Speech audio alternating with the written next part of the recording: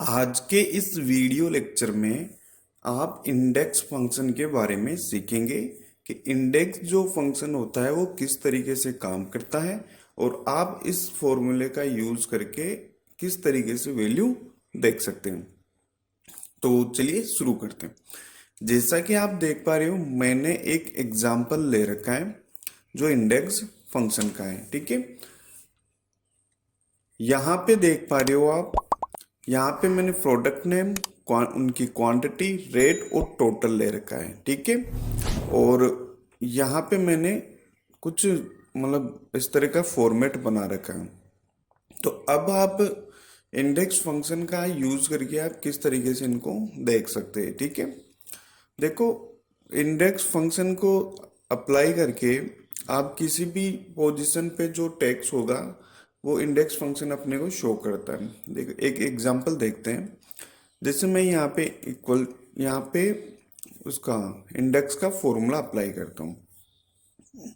तो इसके लिए आप सबसे पहले कीबोर्ड से इक्वल्स टू लगाएंगे, फिर उसके बाद में आप इंडेक्स फॉर्मूला लगाएंगे।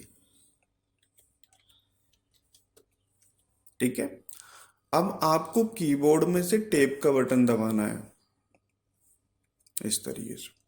अब देखो, इसमें सबसे पहले आपको क्या लेना है, यहाँ पे आप देखो ये एरे सेलेक्ट करना होता है आपको। ठीक है, सबसे पहले आपको क्या सिलेक्ट करना होता है, एरे सेलेक्ट करना होता है। एरे में क्या है, जैसे मैं यहाँ पे ये प्रोडक्ट नेम है और यहाँ पे ये प्रोडक्ट मैंने अरेंज कर रखे हैं। ठीक है, तो इसमें मैं इस वाले एरे की वैल्यू देखना चाहता हूँ। तो मैं इसको शिफ्ट, कीबोर्ड से आपको शिफ्ट प्रेस करना है, कंट्रोल प्रेस करना है और डाउन एरो इस तरीके से। अब आपको क्या करना है, यहाँ से कोमा लगाना है। अब इसके बाद में मैं यहाँ पे क्लिक करता हूँ, इस सेल का रेफरेंस दे देता हूँ और यहाँ से मैं एंटर देता हूँ, कीबोर्ड से मैं एंटर देता हूँ। ठीक है, तो अब देख पा रहे हो कि यहाँ पे क्या लिखा हो गया, माउस। ठीक है, अगर मैं यहाँ पे 2 नंबर डालूं तो अब देख पा रहे हो सेकंड नंबर पे क्या है, कीबोर्ड। अगर मैं यहाँ पे थर्ड नंबर डालूं तो थर्ड नंबर पे क्या है, यहाँ पे देखो रैम है। ठीक है, तो ये इस तरीके से आपको वैल्यू शो करता है कि आपने ये एरे सिलेक्ट किया। इस एरे में सिलेक्ट करने के बाद आप जो भी रो नंबर डालोगे उस रो के अकॉर्डिंग आपके पास जो वैल्यू है वो शो हो जाएगी। ठीक है, इस तरीके से अगर आप यहाँ पे 4 डालोगे तो 4 पे जो वैल्यू है, और एंटर देते, 4 पे जो वैल्यू है वो क्या है, स्पीकर। तो इस तरीके से आपको शो करता है। ठीक है, अब देखते हैं कि जैसे रो नंबर भी डालो आप और कॉलम नंबर भी डालो और फिर आप वैल्यू शो करना चाहते हो, तो इसके लिए भी आपको क्या करना है, इंडेक्स फॉर्मूला अप्लाई करना है। इसके लिए आपको इक्वल्स टू लगाना है। इक्वल्स टू लगाने के बाद इंडेक्स लिखना है। आपको कीबोर्ड से टैब दबाना है। इसके बाद में आपको ये क्या करना है, ये कंप्लीट जो आपकी रेंज है ना, इसको सिलेक्ट करना है। ठीक है, तो यहाँ पे क्लिक करो और इसके बाद में इस पूरी रेंज को सिलेक्ट कर लो इस तरीके से। और अब आपको क्या करना है, यहाँ पे कोमा लगाना है। ठीक है, अब आपको रो नंबर, मैं इस सेल का रेफरेंस दे देता हूँ, फिर आपको कोमा लगाना है और आपको कॉलम नंबर में आपको इस सेल का रेफरेंस दे देता हूँ और मैं इसको एंटर देता हूँ। देखो,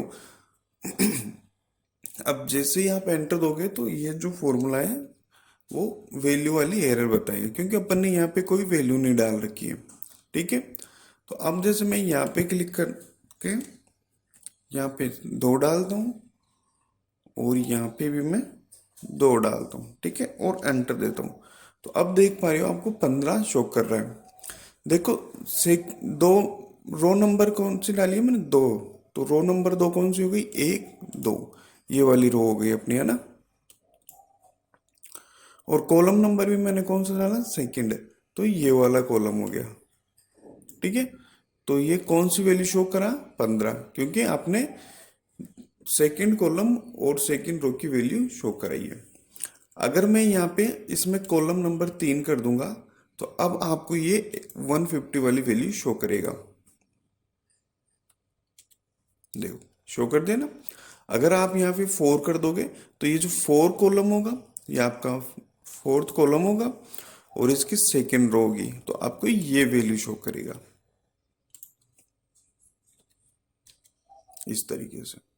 और अगर आप यहाँ से रो नंबर चेंज कर दोगे, ठीक है, यहाँ से आप रो नंबर चेंज करते हो, जैसे सेकंड है तो सेकंड की ये वैल्यू शो कर रहा है। अगर आप रो नंबर करके जैसे 4 कर दोगे तो 4 की ये वैल्यू शो करेगा।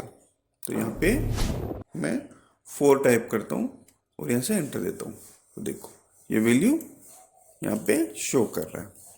तो इस तरीके से क्या करता है कि ये इंडेक्स जो फंक्शन होता है वो इस तरीके से काम करता है कि अगर आप किसी पर्टिकुलर रेंज की कोई जो वैल्यू है, ठीक है, जैसे किसी कॉलम की वैल्यू या सेल की वैल्यू, तो वो डालते हो तो उसमें जो भी वैल्यू आपने टाइप कर रखी है, चाहे वो टेक्स्ट की वैल्यू हो चाहे वो नंबर की वैल्यू हो, ठीक है, तो वो क्या करता है, ये शो करता है।